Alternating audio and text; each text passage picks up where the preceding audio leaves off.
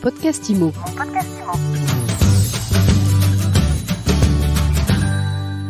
Bonjour et bienvenue dans ce nouvel épisode de mon podcast IMO. On parle conjoncture. Aujourd'hui, on fait un état des lieux du ralentissement. Et pour y voir clair, j'ai le plaisir de recevoir Marc Oppenheim, directeur général de Crédit Agricole Immobilier. Bonjour. Bonjour. Alors, pour qu'on comprenne exactement où vous vous placez, de quoi vous allez nous parler, vous nous rappelez d'abord Crédit Agricole Immobilier, c'est quoi ? Crédit Agricole Immobilier, c'est la filiale experte des métiers de l'immobilier du groupe Crédit Agricole. Et donc, nous avons trois grandes activités. Une activité de promotion, en logement et en bureau principalement. Une activité qu'on appelle Property Management, qui est donc la gestion de portefeuilles d'actifs immobiliers pour des grands institutionnels. Et une activité de service aux particuliers au travers notamment du réseau d'agences Square Habitat. Donc aujourd'hui, vous êtes donc très bien placé pour avoir une vue d'ensemble. Vous appartenez à un groupe bancaire, vous avez aussi la dimension financière en tête. Comment il se porte le marché ? Il est très perturbé le marché. Le marché il est très perturbé. En particulier au travers de deux facteurs. Un facteur qui affecte beaucoup l'immobilier neuf, qui est quelque part la suite des 3 dernières années de perturbations entre le Covid, les problèmes géopolitiques, les guerres, et un problème très conjoncturel mais très fort qui a commencé en septembre dernier avec une hausse brutale des taux qui a un peu gelé les différents marchés. Puis au niveau des permis de construire, on est aussi au point mort. Point mort, pas exactement. Par contre, on est sur des baisses très significatives. Il a toujours été difficile d'avoir des permis de construire en France. Depuis 3 ans, c'est particulièrement difficile. Donc ça, c'est un sujet qui nous touche tous. On est aujourd'hui en train de dire qu'on a des baisses de 15, 20, 30, 35% selon les endroits, des permis de construire octroyés par les municipalités. Et ça, c'est une accélération en France d'un problème structurel qui pénalise les Français puisque c'est la création des logements de demain. Alors, comment vous l'expliquez, vous ? Sociologiquement, c'est quoi ? C'est toujours, quand on a un problème compliqué, la conjonction de plein de facteurs. Il y a un facteur un peu historique qui est la réticence à avoir des nouveaux voisins. En France, ça a toujours été un petit peu marqué. Et les maires, ils sont sensibles, c'est normal, ils sont en phase avec leur électorat. Un problème qui est un peu plus technique, dont on comprend pas forcément quand on le regarde de l'extérieur pourquoi, mais pour un maire, des nouveaux habitants, c'est des coûts en plus dans le budget de la municipalité. Et dans l'équilibre de la fiscalité locale, c'est pas les recettes équivalentes. Et donc entre l'État central, la région, le département et le maire qui a le stylo, il n'a pas forcément un intérêt à accorder des permis de construire. Puis un troisième facteur, c'est que même quand on a un permis de construire, depuis 3-4 ans, on a des hausses de coûts très importantes et des difficultés d'approvisionnement qui fait que les équilibres économiques pour faire un bon programme sont plus difficiles. Et puis la réglementation aussi, toutes les réglementations auxquelles vous êtes soumises qui ont alourdi le coût ? J'ai un point de vue un tout petit peu plus modéré sur ce point-là. Oui, c'est le cas.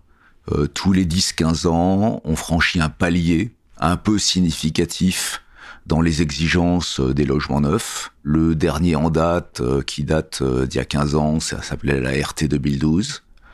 Les 3 premières années, tout le monde a eu un petit peu de mal à s'ajuster pour trouver les bonnes manières de faire. Et là, on est rentré dans un nouveau palier qui s'appelle la RE 2020. Et on est depuis 2-3 ans, et je pense que ça va durer encore 1 an ou 2, dans l'ajustement technique de tous les acteurs du bâtiment, des fabricants de matériaux, des entreprises qui construisent, des promoteurs, pour se dire comment on fait. Quelque part, si on prend un point de vue citoyen, ces paliers qu'on fait sont tout à fait nécessaires. Ce qui est un peu compliqué, c'est des calendriers de mise en œuvre qui sont toujours un peu trop contraignants et pas toujours très très bien anticipés de la part des pouvoirs publics. Surtout quand ça arrive à un moment où les taux explosent et que le pouvoir d'achat immobilier des Français est en souffrance. Oui, c'est sûr. Après, je suis pas sûr que ça arrivera jamais à un bon moment. Un palier réglementaire un peu important. Mais c'est sûr qu'en ce moment, ça s'ajoute à tous les autres difficultés que nous avons. Pour qu'on comprenne bien concrètement, il y a des programmes que vous avez du mal à vendre, où vous n'arrivez plus à construire.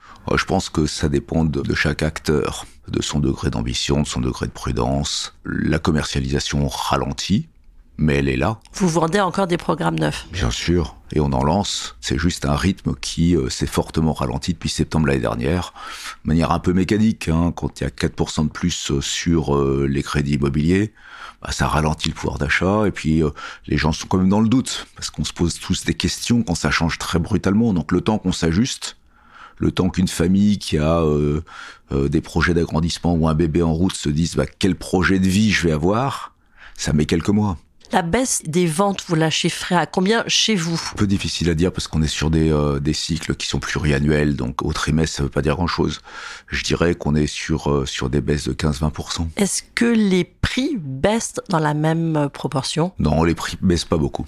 Il y a des petits ajustements sur certains projets, mais on parle de quelques pourcents. Après, il y a de l'inflation. Il faut toujours se rappeler que avec 10% d'inflation ces 3 dernières années, un prix stable, c'est 10% de moins aujourd'hui.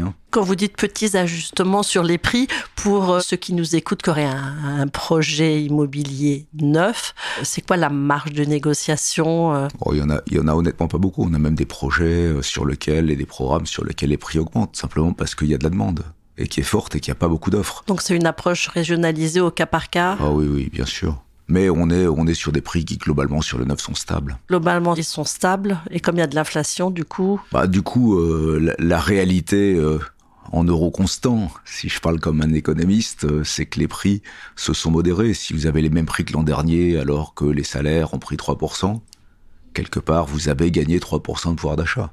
Donc là, on parlait du neuf. Vous êtes aussi aux premières loges sur le marché de l'ancien avec Square Habitat. Comment y vont vos agents immobiliers? Parce que là aussi, la situation s'est durcie. Je veux dire, on a exactement le même phénomène.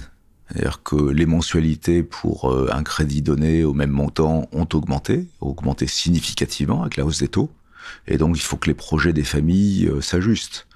La difficulté qu'on a, c'est que, il n'y a pas beaucoup de stock neuf à l'offre.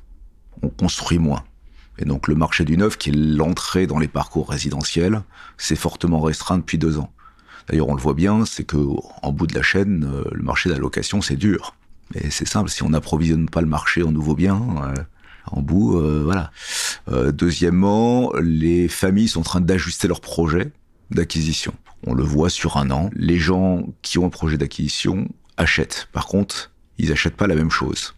Comme leur budget s'est restreint, ils achètent un peu plus petit, un peu plus loin, avec un peu plus de travaux à faire. Et le temps que le débat familial se tienne pour se dire qu'est-ce qu'on fait, ça met quelques mois. Donc il y a un ralentissement, c'est indéniable. Il y a combien d'agences dans le réseau Square Habitat aujourd'hui et possiblement combien de fermetures? On n'a pas envisagé de fermeture d'agences. Les ralentissements, ça existe dans la vie économique. Les Square Habitat, en plus de ça, ont plusieurs activités. Elles ne font pas que de la transaction dans l'ancien et dans le neuf. Elles font aussi de la gestion locative ou une activité de syndic. Nous n'avons pas envisagé de fermeture d'agence. Dernière question, vous avez traversé d'autres crises de l'immobilier. Comment vous qualifierez celle-ci? Qu'est-ce qu'elle a de particulier? Est-ce qu'elle est plus ou moins inquiétante que, par exemple, celle des subprimes ou celle de 96? La crise des subprimes a assez peu touché la France. C'était une crise américaine. En France, on a eu un ralentissement qui a duré 2 trimestres, qui était compliqué, parce que tout le monde s'est posé la question de ce qui allait se passer. Puis finalement, au bout de 2 trimestres, la vie a repris. La crise de 96, elle est quand même assez ancienne, donc dans un contexte complètement différent. Donc, je vais pas la commenter. Ce qu'elle a de particulier, cette crise, c'est sa soudaineté, parce que c'est un choc qui s'est produit sur quelques trimestres. Si les choses se stabilisent, ma foi, mon pronostic, c'est que on va la digérer dans les mois qui viennent. Est-ce qu'ils ont raison, tous ces syndicats, ces fédérations qui parlent de crise historique, qui inquiètent aussi un petit peu les ménages? Oui, parce que le choc, il est brutal. Après, tout est une question de durée. Si d'ici quelques mois, tout ça se régule, on aura accumulé un peu de retard dans la fabrication des logements dont les Français ont besoin. Si ça dure longtemps, on empire à un mal logement qui est un problème fondamental pour la nation. Et vous, votre scénario à vous, vous êtes d'un naturel optimiste? Je suis assez raisonné, voilà. Donc je méfie de la sinistrose parce que je pense que ça n'a pas lieu d'être. Maintenant, le choc, il est brutal. Et donc, il ne faudrait pas que ça dure. Les pouvoirs publics peuvent faire quelque chose pour aider? Vous y croyez encore à ça? Oui, bien sûr, j'ai toujours confiance en l'état de notre pays. Merci beaucoup Marc Oppenheim. Je rappelle que vous êtes directeur général de Crédit Agricole Immobilier. Merci beaucoup. Et je vous dis à très vite pour un nouvel épisode de Mon Podcast Immo, à écouter tous les jours sur MySuite Immo et sur toutes les plateformes. Mon Podcast Immo. Mon Podcast Immo.